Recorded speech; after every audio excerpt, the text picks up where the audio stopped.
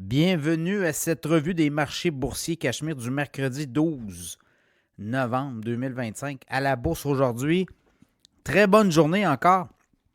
Et ça demeure les titres techno qui tirent de la patte, mais quand même, on sent qu'il y a peut-être une rotation à Wall Street. Alors, le TSX a fini 418 points en hausse, 30 827. Le Dow Jones, 326 points dans le vert, 48 254. Le S&P, 4 points en hausse, 6 850. Le Nasdaq, encore une fois, termine dans le rouge, 61 points à la baisse, tout comme hier, mais ce n'est pas des grosses descentes, là. 23 406. Le pétrole baisse, dégringole de 2,55 $ à 58,49 $. Là, je regarde le Bitcoin, se fait maganer aussi, là, 101 735.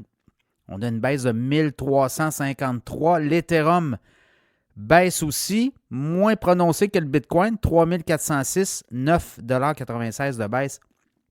L'once d'or a continué son ascension, 4194. L'or a monté de 68,50 $ aujourd'hui. Et à un moment donné, on est allé chercher les 4210, même 211 $. Donc, à suivre, il y a une tendance. L'or, on est revenu à l'or depuis quelques jours à la bourse. Du côté des investisseurs.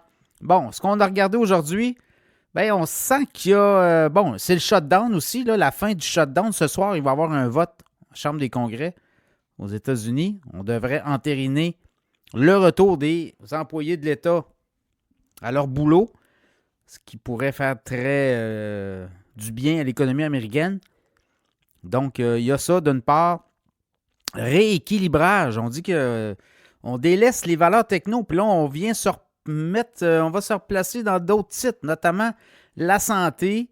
On regarde les banques aussi, le secteur financier. Et United Health, qui est un des plus gros assureurs aux États-Unis, sinon le plus gros assureur, mais lui a profité aujourd'hui là, de ce rééquilibrage. 3,6 % de hausse, l'action 339,9 dans le cas de United Health. Pour le reste, je regardais AMD qui a dit que le marché des centres de données, ça allait être 1000 milliards de dollars en 2030. Pas seulement pour AMD, mais pour tous les joueurs. Et AMD est très bien positionné là-dedans. Donc, on dit que son chiffre d'affaires dans les centres de données pourrait bondir de 60 % dans les 3 à 5 prochaines années. Donc, ça, c'est de la musique. Le titre a monté de 9 % aujourd'hui. AMD, 258,89. Également, Cisco, dans les télécoms, un équipementier notamment, 3,1 % de hausse, 73,96. Des très bons résultats. On, fabricant notamment de chaussures. On, là, ça vient de la Suisse, c'est des anciens de chez Nike. Le titre a monté de quasiment 18 % aujourd'hui. 41,51. On a des révisions en hausse. Je vous avais parlé de cette entreprise-là dans l'infolette financière il y a peut-être 3 semaines, un mois et demi à peu près.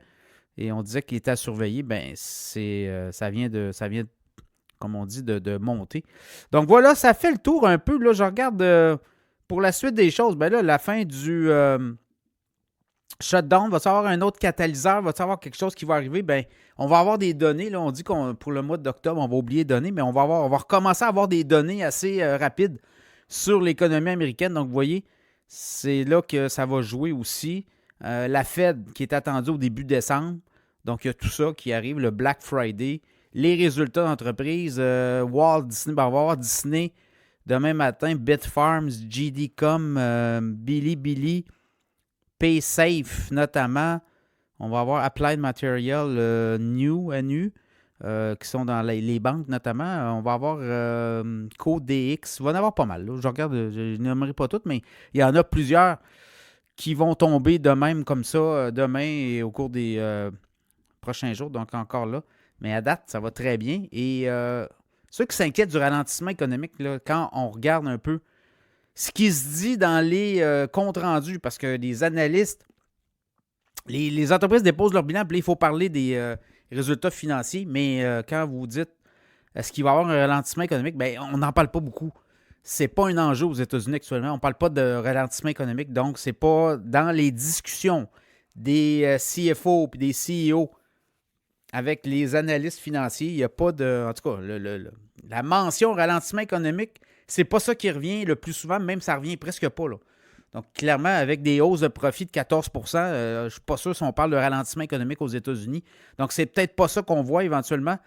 Fin du shutdown, bon, est-ce qu'on voit, on regarde un peu ce qui s'en vient?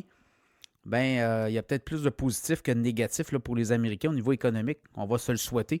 Donc, il y a beaucoup de gens qui s'inquiétaient là, de l'état de l'économie américaine, mais pour l'instant, c'est pas une préoccupation des entreprises au S&P 500, qui sont quand même les plus grosses entreprises aux États-Unis. Donc, voilà, ça sera à suivre. Demain, d'autres résultats. Et éventuellement, on va avoir des données économiques. Et ça pourrait amener d'autres, comment on dit ça? Une impulsion au marché. On verra.